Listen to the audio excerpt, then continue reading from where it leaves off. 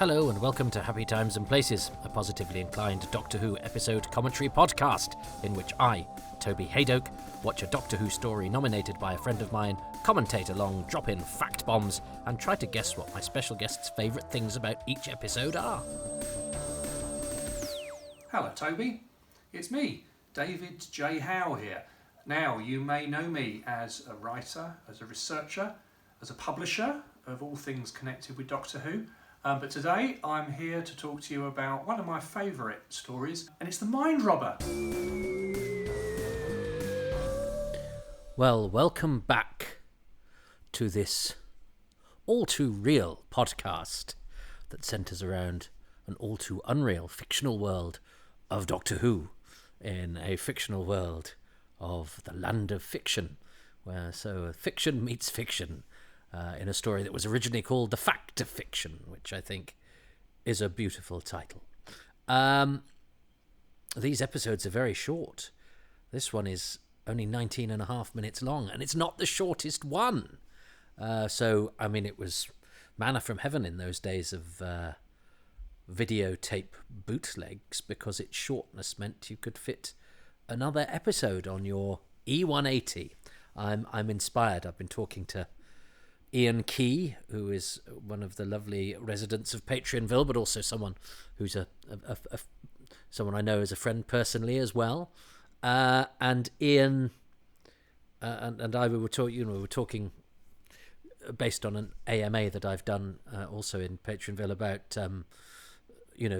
video bootlegs that we had to collect back in the day when even videotapes of Doctor Who were official video releases were scant in the shops. I mean, they came out very much every now and then, and they were, when they started, edited down, truncated into omnibuses. Nothing like what you can do now, which I'm about to do. Watch an episode on BritBox that I've also got on DVD on my shelf, and also at one point had on VHS, but I finally did get rid of my VHSs, and I do kind of regret that. But you can't keep everything. And in fact, we're trying to downsize the house at the moment, and my office is full of stuff, that would have been thrown away had I not rescued it from other people's houses, like Paddy Russell's files, Bernard Kay's.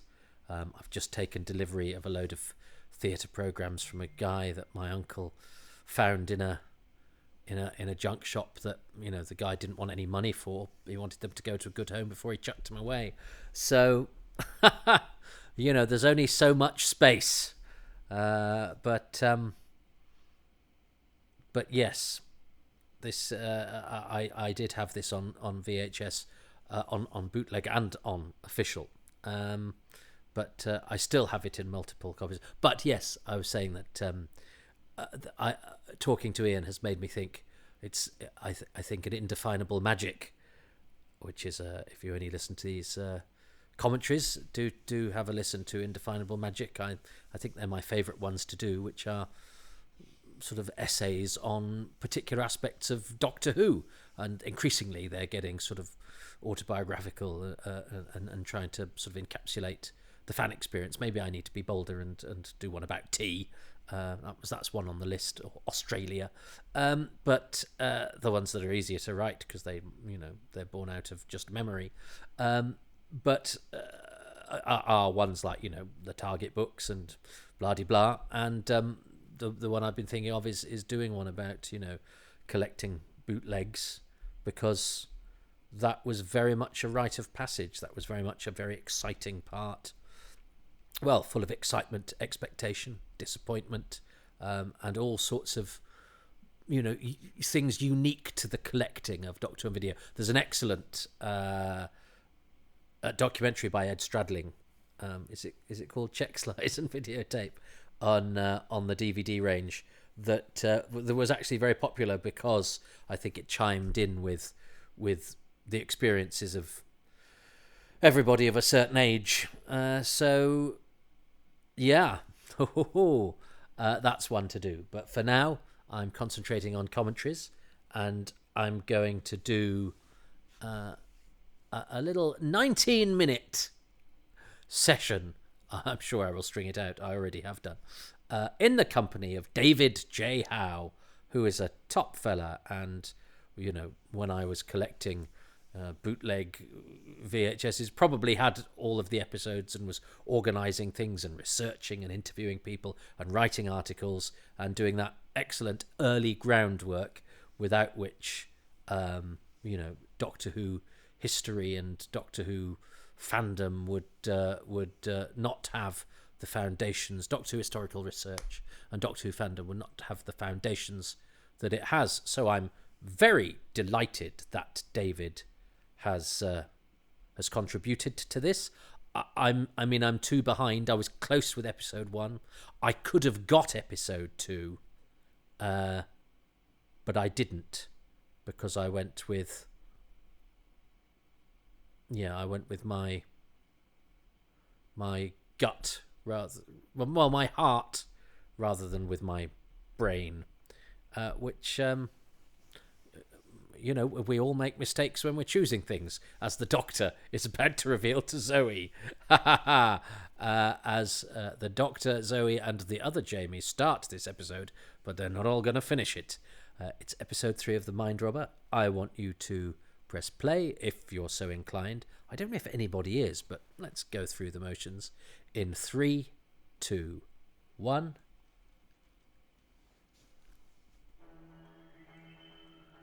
So, Doctor Who theme, says the subtitles.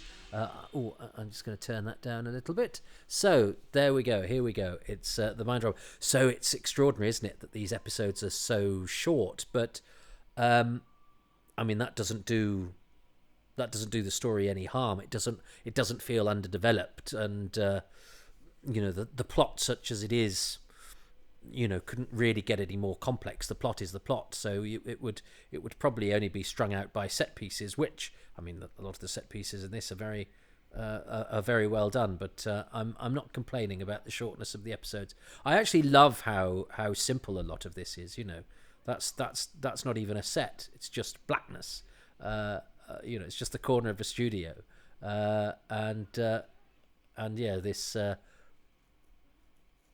this unicorn on film that, of course, they then don't have to bring a horse into the studio because it's been turned into a cardboard cutout. Which again, they should merchandise this. We've got various Doctor Who cardboard cutouts.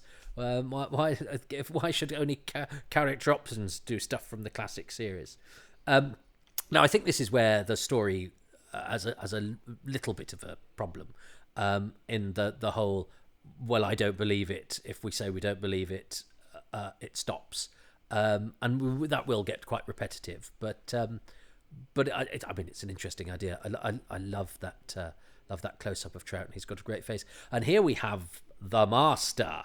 But, of course, it's not the Master. And I remember, I'm sure, was it in the programme guide, or was it in the... No, I think it was in the Doctor Who archives of this in Doctor Who magazine. They credited M. Rhys Jones as the Master of the Land, so that because otherwise fans would go, in those days when information was scouted, would go, oh, it's the Master. And I think some people did have to have it clarified to them that the Master in The Mind of Evil is not the Master from I remember having to tell a young fan friend at school when it was Terror of the Vervoid. He went, so is that Travers from The Web of Fear? Because Commodore Travers was called Travers, and we did, and I was laughing with somebody else. I remember when Sarah Jane Adventures announced the new series, and it said Sarah and Mr. Smith and blah, blah, and Rani all take and of course, because Rani was replacing another character, and loads of people went, oh, the Rani, what? And it's like, actually, there's a character, Rose, isn't there, coming up in the specials. As I record this, they have yet to be on. I think if you're not a Patreon member, they will have been on. So that's an interesting... You're living in an interesting... Well, actually, I'm loving the anticipation. And people went, oh, Rose, well, she's replacing Billie Piper. It's Rose Tyler. Rather than go, or it's somebody else with the name Rose. You know, there's a certain strata of fandom we get so giddy about. If something has got the same name as something else, it's got to be the same one.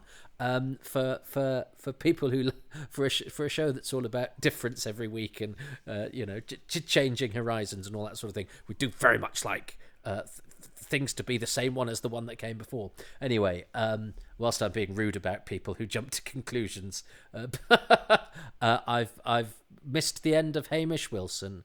I love his unique place in Doctor Who history of being the guy that, was a regular character, but only for, and it's for 2 episodes, but only really for a week, really, wasn't it? But there he is. And Jamie is back. It's nice to have you back, Fraser, but I actually really like Hamish Wilson's performance as Jamie. I think he would have been...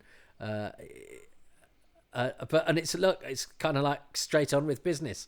But I love the fact that, of course, that the Doctor got it wrong.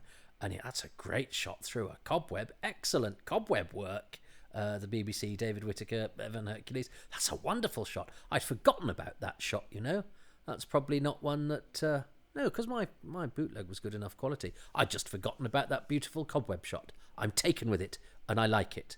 But, yes, well done, Hamish Wilson.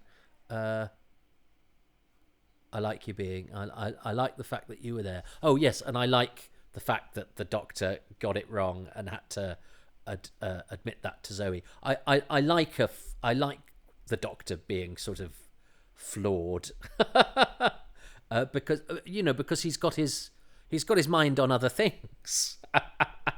And Troughton does it so well, and that sort of bolshy schoolboy stuff that he does is very winning. But it really works with Zoe because he doesn't like her being right, because she often is right, and she's not smug about it so much because she's just a creature of logic, isn't she? She's not boastful, but she's just like, no, but if I'm right, I'm right, and of course that's quite insufferable.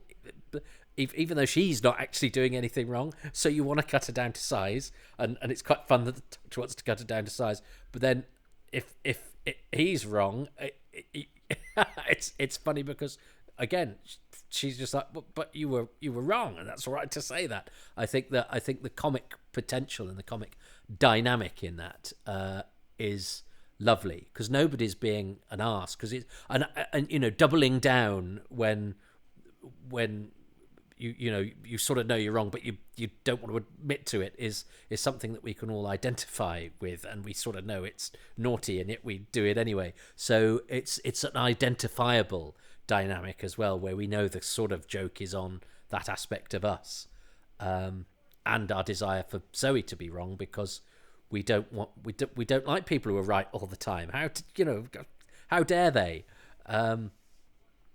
It's a bit like I was talking to somebody about Bonnie Langford the other day, and because she was not popular when she was chosen to be a Doctor the first time. Why? Because she could sing, she could dance, she could act, and she seemed happy.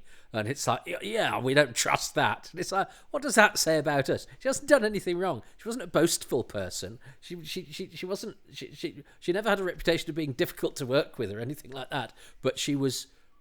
She was skilled and hardworking, and yeah, as I say, sort of seemed quite happy. You go, yeah, I don't like that. So isn't it nice that she's we've as a nation managed to get over that, and she is now a national treasure. And I think that's a wonderful thing. And isn't that a weird dynamic, isn't it? That somebody whose announcement for the show first time round was pretty much universally met with revulsion and annoyance, and it was a sign that the show was was making huge mistakes. And now it's like a national treasure is returning to the fold, and something that I don't think we'd even contemplated. Anyway, that's nothing to do with this story, The Mind Robber, where we're in a lovely tunnel. Troughton's face is so good. And of course, this is quite sort of Reithian, isn't it? That's the other great thing about this, is that a lot of things that I've read and done have been inspired by Doctor Who. So any sort of historical subject that I've done a deep dive into, it's partially because I want to see if the Doctor Who version. So I've read quite a lot of the truth behind the gunfight at the OK Corral, but also, there was always quite a pleasant crossover between the literature or mythology that we learnt at school and the stuff that the Doctor Who writers tended to name check or evoke or even portray. So the Minotaur that we had books about myths at home, and I did the classics at school as well, so knew about all of that. I liked the shot of the Minotaur shadow on the wall as well.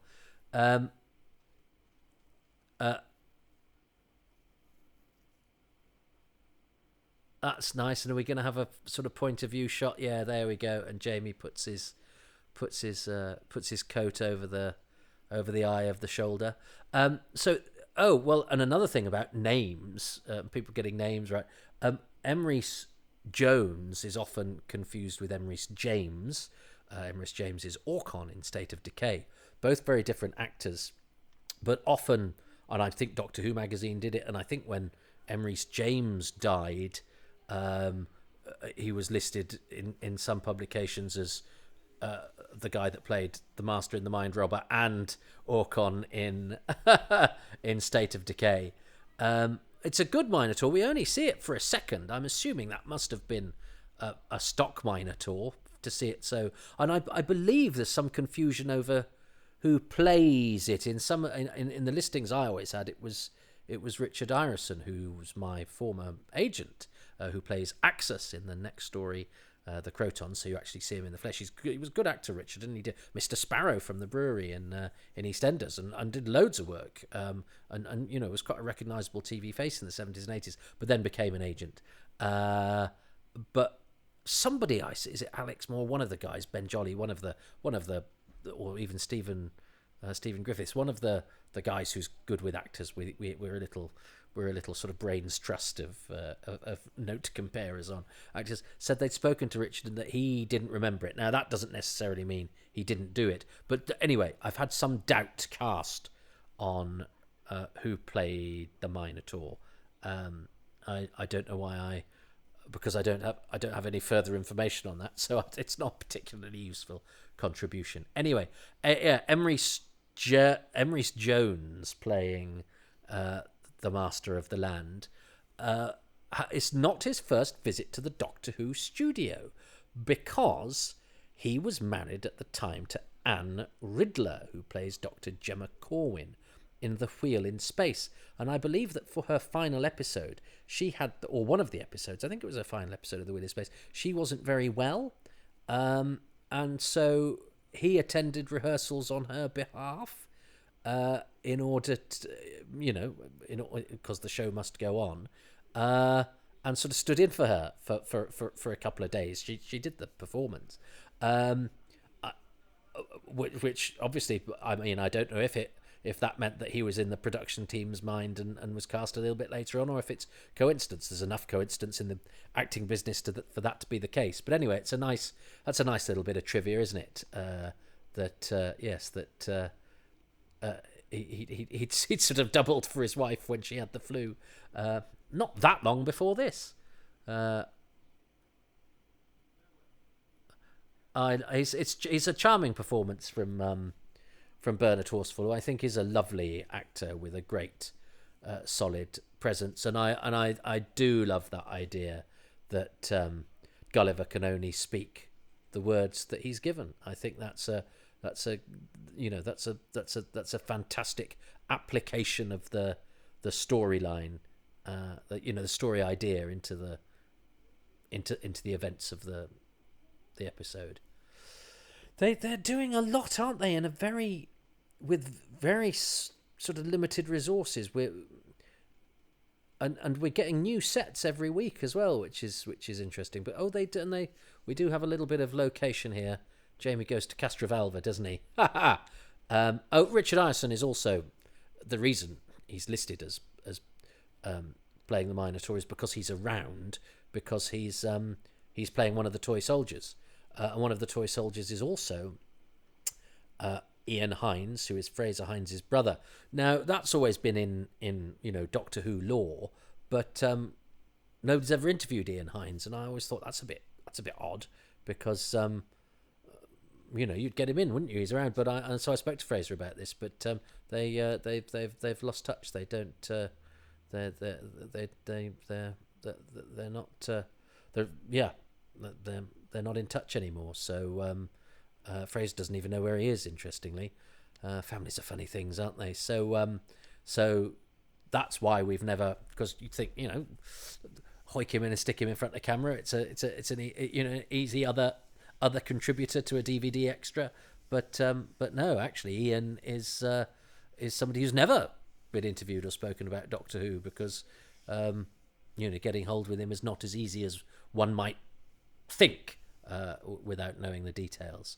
But yes, I thought it worth asking Fraser, because I didn't know. I didn't know if he was still alive or anything, and actually turns out nor does Fraser. And this is great. Rapunzel is another. It's like they've sort of cherry picked a lot of the sort of memorable things that that came into one's orbit at school, and I think the Rapunzel that we have, and this is very funny. Ouch. I love Christine Perry's performance as Rapunzel.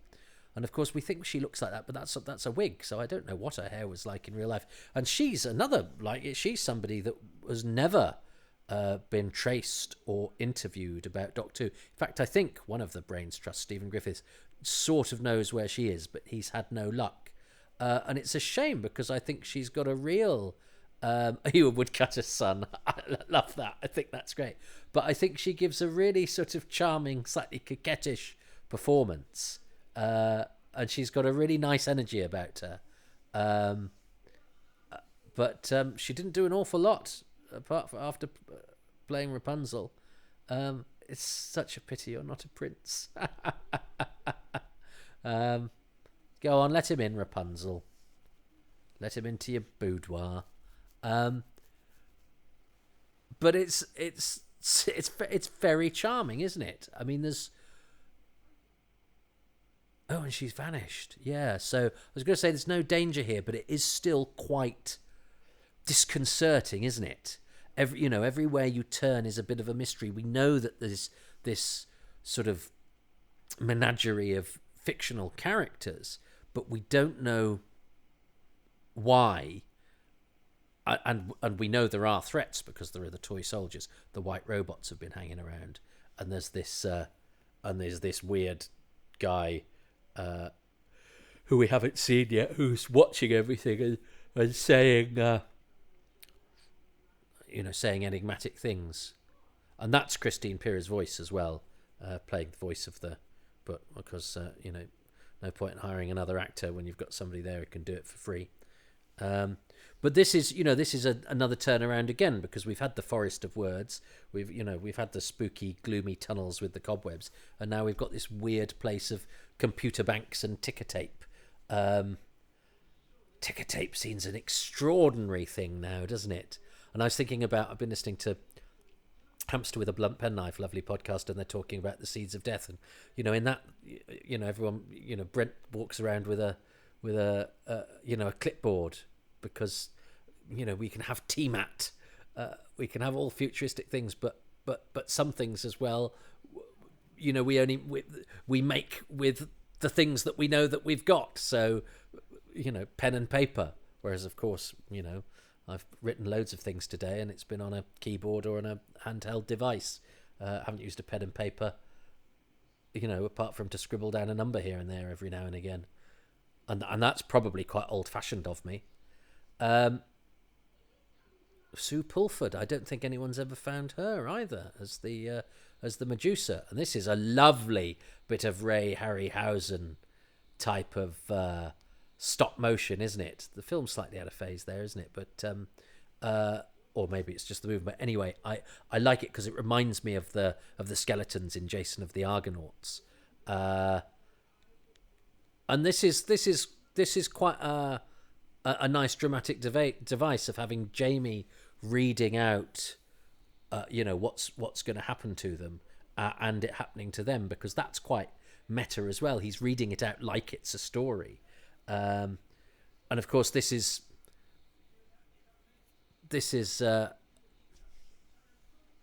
so we've kind of got a repeat of what happened not that long ago, of going, we know that they turn into cardboard cutouts, if you say that they don't exist. So Zoe's got to kind of go, yeah, but she's kind of touching my face, so this time I'm not going to do that thing that will obviously save us. It's a bit of a stretch, but it's okay, because I think it's pulled off very nicely. That little bit of, she's in the studio, the actress, but there's also the film to have the sort of moving snakes, and I think that's a pretty effective, for quite a sort of low key, in many ways quite sparse production, to have that sort of money shot of that special effect is a nice way to end the very short episode. This is going to be one of the shortest episodes of Happy Times and Places, I think, unless David says something that's going to provoke me to do a monologue for an hour. I mean, stranger things have happened, but let's see. Well, I have to choose first, don't I?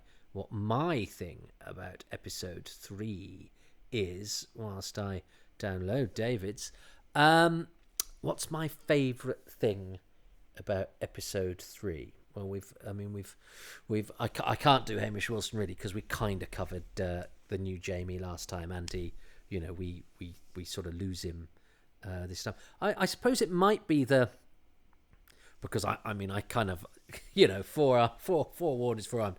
Well, I'm sure when we do the Crotons, I'll choose the bit where the doctor gets it, really flunks the test, and so he passes it, does really well. But I do like that dynamic that the doctor's got the face wrong, and so he sort of takes the mickey, and he has to go, whoa. I do like that dynamic between them, and I do like the fact that Jamie's face is wrong because of the doctor's mistake. Because Troughton, because you could do that without it ever. Troughton has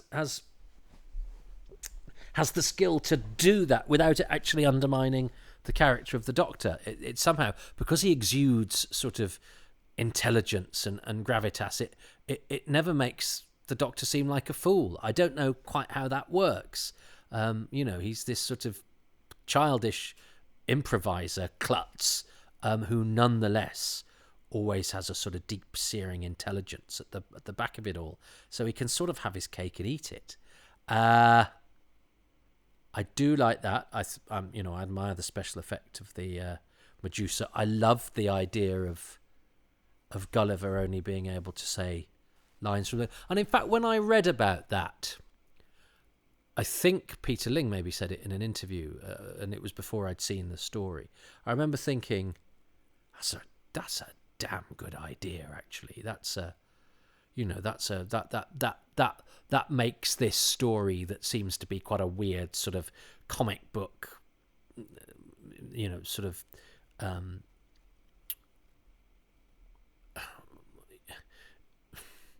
sort of episodic recruitment of characters from kids literature, mostly kids literature even. And I know the Greek myths aren't kids literature, but it's still stuff that you're introduced to at school level. None of the characters in Land of Fiction there's nobody from a James Ellroy novel. I know he wasn't writing in 1968 or whatever, but there's nobody, George. There's no George Smiley. It's all sort of fairy tale myths, comic. It's all stuff that is quite kid friendly.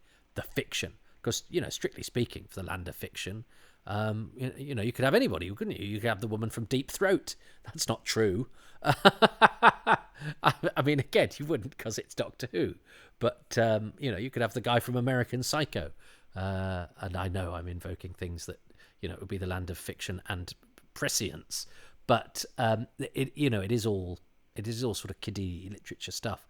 And so I just remember thinking how clever it was. And I like the detail, and I like the fact that the writer had that knowledge, or at least went to that correct amount of effort. And I know, as I say, since I think Doc 2 magazine in an article, I'm pretty sure went through which lines were actually from Gulliver's Travels and which are a sort of mixture, or which have had a word added here or there. But nonetheless, that's fine. I mean, you're only going to know that if you go back and study the text in detail and go through it with a fine-tooth comb. And if you do that, I think you kind of deserve to be disappointed.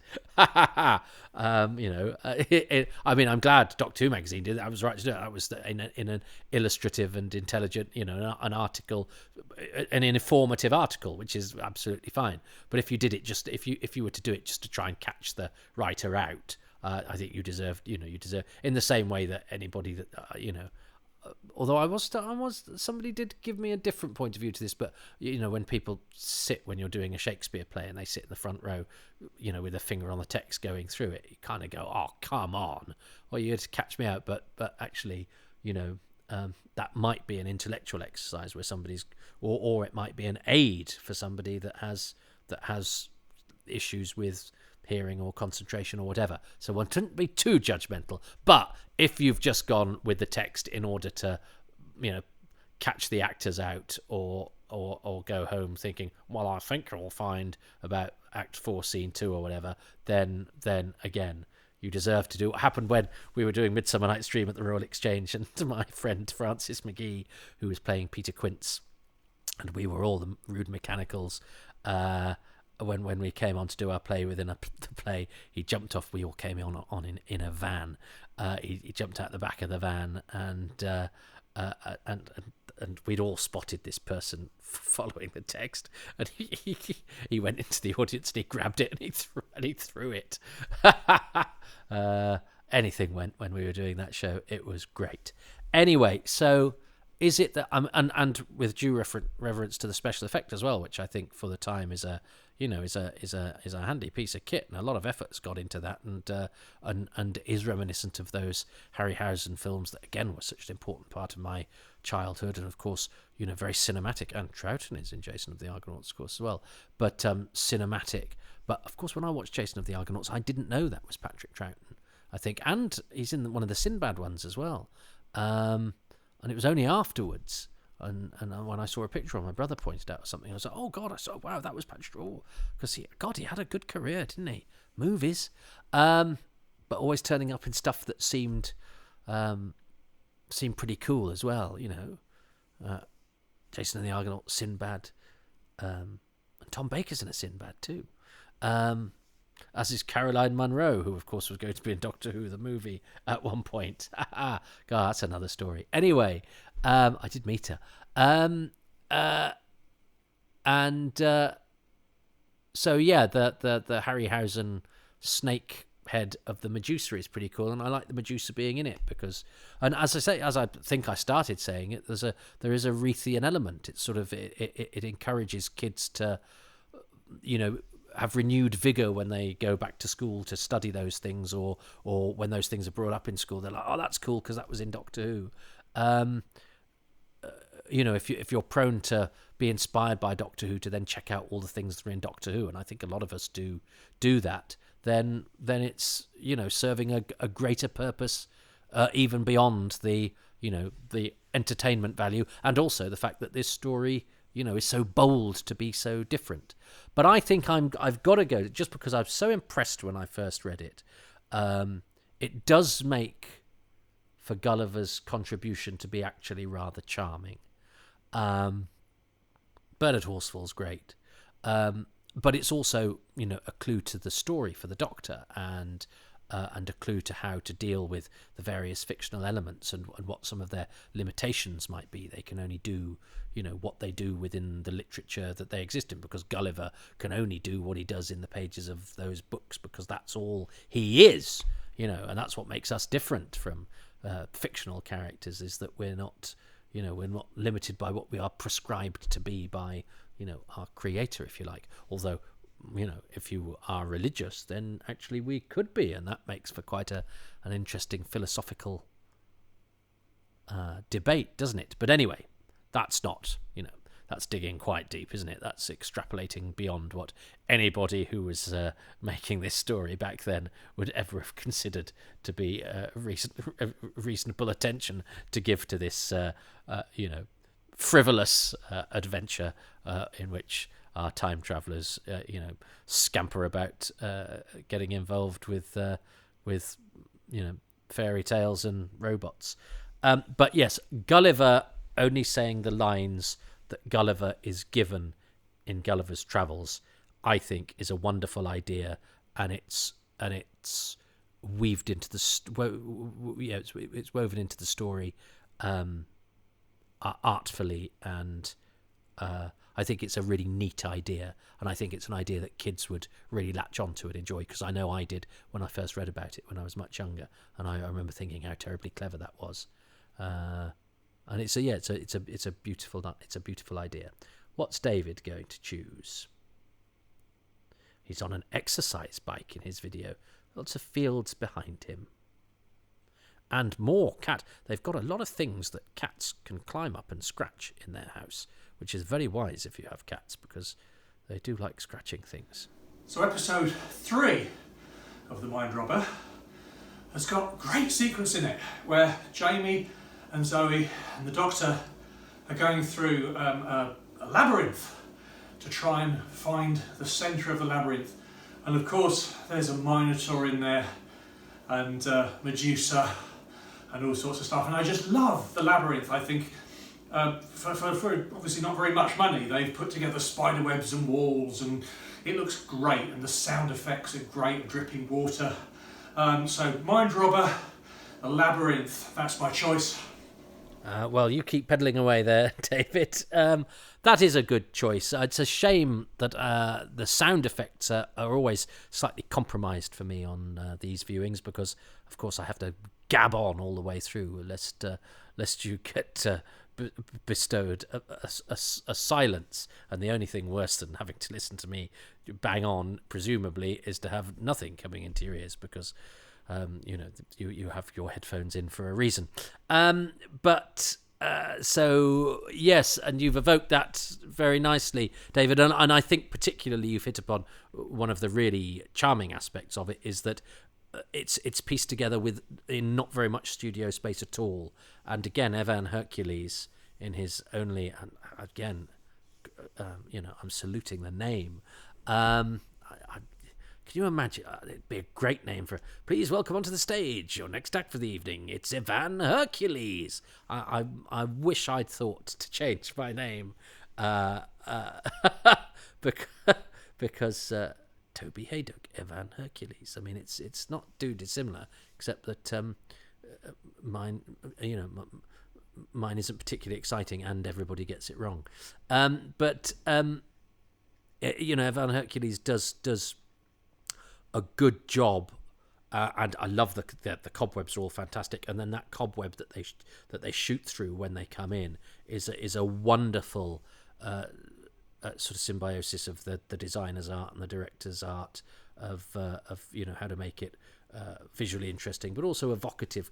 Cobwebs again sort of evoke the kind of mysterious literature that abounded when I was a kid, and it's very much one of those sort of simple devices to be a bit creepy and be a bit spooky, and also be visually interesting. And it's a nice prop as well, because it looks it's obviously a fake, but it looks really good. It looks really decent.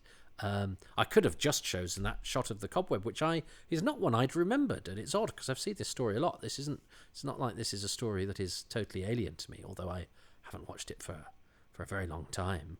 But I love that shot of the cobweb, and yes, David is right to celebrate that labyrinth, those tunnels. They are very evocative. They are very nicely shot, but mostly, they are very economically placed and constructed and devised, and they really do their job within the story. But I chose the Gulliver bit. I don't mind choosing that either.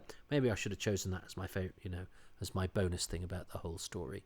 But yeah, I could have got there with you, David, but I didn't. I went in a different direction, which is, I suppose, appropriate. We both went. We were both in the labyrinth, but we both went off in different directions. Now I'm going to go in yet another direction, up to bed. But I thought before I did so, I would complete another little sojourn into the land of fiction. So yeah, I'm going to go to sleep, and the next cobwebs I come across will be those I will be rubbing from my eyes come the morning. So if wherever you are, I hope you have a lovely snooze, or a lovely rest of the day, or a lovely time at the gym, or a lovely time doing the garden, making your lunch, whatever it is you do when you listen to this. I'm baffled that so many of you do. Extremely flattered, like the like the unicorn and everything else that turns out not to be real. But yeah, flattered that you do, and very grateful indeed. So come back next time, and we haven't actually seen. Gosh, 3 episodes in, we haven't seen the Master Emrys J. Jones's face yet. So you'd be there going, come on, I need something from a show reel. You didn't have those things in those days, but presumably we get to see him in all his glory next time. Yeah, we do, presumably. I know we do. And I'm already looking forward to seeing how this story develops, because it's got to do. Yeah, I know there are some treats in store, and I've got to see how much it is dominated by it's that, yes, but we don't believe in it, do we? Oh no, we don't. Which is sometimes, when I think about this story, my one of my big takeaways from it, and I don't want that to be, because I think it has so much more that it's offering. So let's reconvene next time, and see what's written in the pages of the book of The Mind Robber. But until then, happy times and places to you all.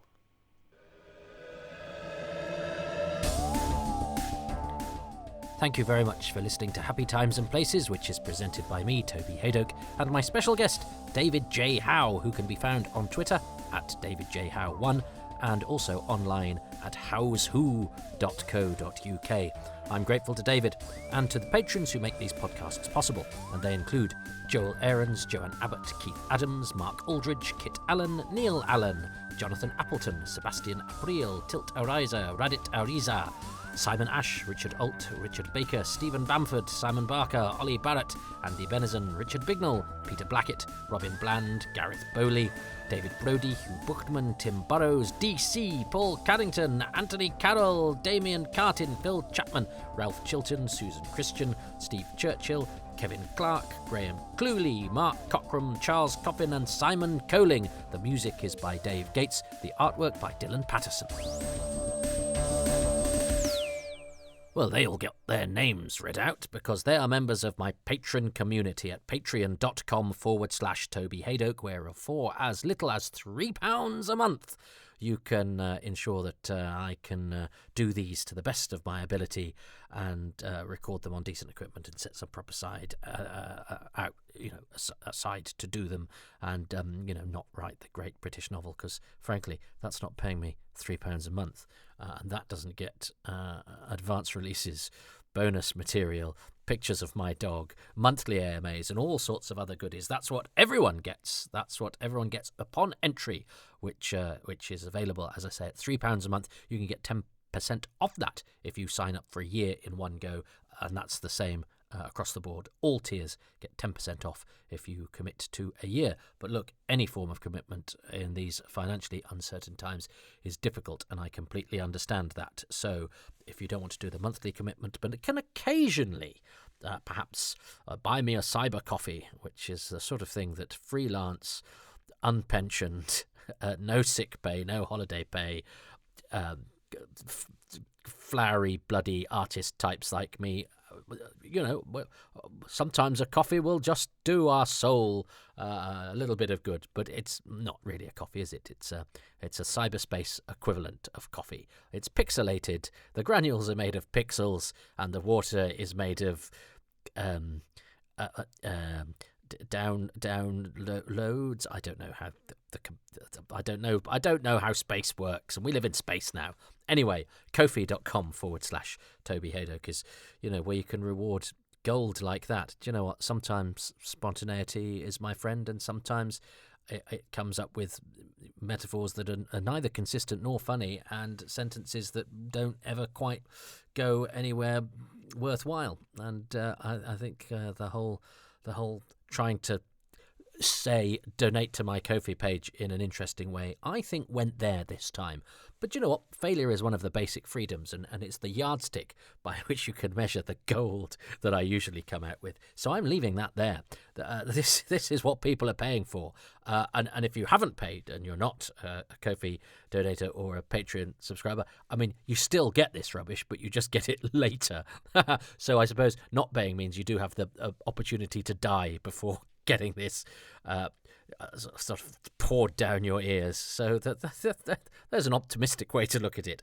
But look, I totally get that. There's loads of podcasts that I love that I don't pay for. It's the way these things go, and this is not why one does it. I am delighted and flattered that there are so many listeners out there who seem to want to have this stuff. I mean, you could literally listen to anything and anyone talking about anything. So the fact that there's a fair-sized bunch of you that download and listen to this means I'm extremely grateful to you, and it's a pleasure and an honour to be welcomed. Well, if not into your homes, into your ears during the park run, or to distract you from how awful the gym is. You think, oh, I thought lifting things was horrible. I'm listening to this guy. This is even worse. But it takes you away from the pain. You see, that's what I do. It takes you away.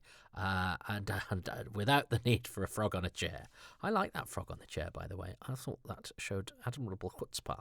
Anyway, let's not get into that. What you can do for me, if you do enjoy these, is to leave a 5-star review, to like and subscribe, and do all that podcast stuff. And if you like to do the social media thing, I'm on Twitter at Toby Hadoke. I have a Facebook page. Is it a fan page? I hope not. That idea sounds ludicrous to me, but it's a page that is my personal page. It's one where all the work stuff goes, because I'm trying to differentiate between my work and my home life. He says, sitting at home doing something that he pretends is work. Anyway, let's not get into that. I'm actually doing this in the corner of my own living room. There's no division between home life and work at all. But I blame the pandemic and the fact that I could go upstairs to my, in inverted commas, office, which is just another room that's just full of rubbish. But I've been lazy and done it down here. And I'll get cross with people if they come and make a cup of tea or walk up and down the stairs, or even knock on the door to give me something I've ordered and make the dog bark. It's a terrible life, isn't it? So yes, what was that? Where did I start with? Oh, social media. Yeah, because that's the other thing I spend all my time doing, is wasting it on social media. Twitter at Toby Hadoke, Instagram. Oh, I'm trying to get good at Instagram. I made Instagram videos that I think are quite funky.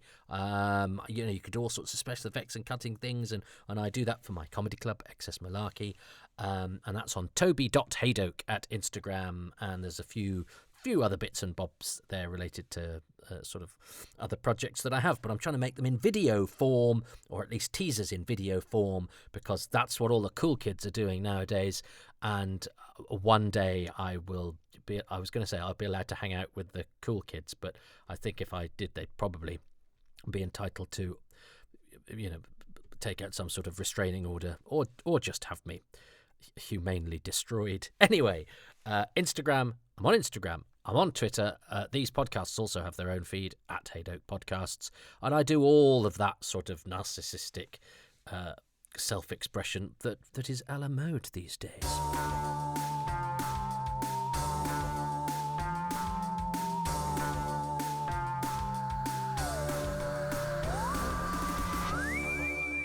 And here's the post-credits bit, which I look with alarm. I mean, this is legendarily one of the Doctor Who stories with the shortest instalments. So how the hell has my ticker hit the 50-minute mark? I don't know, but I think it should, frankly, stop.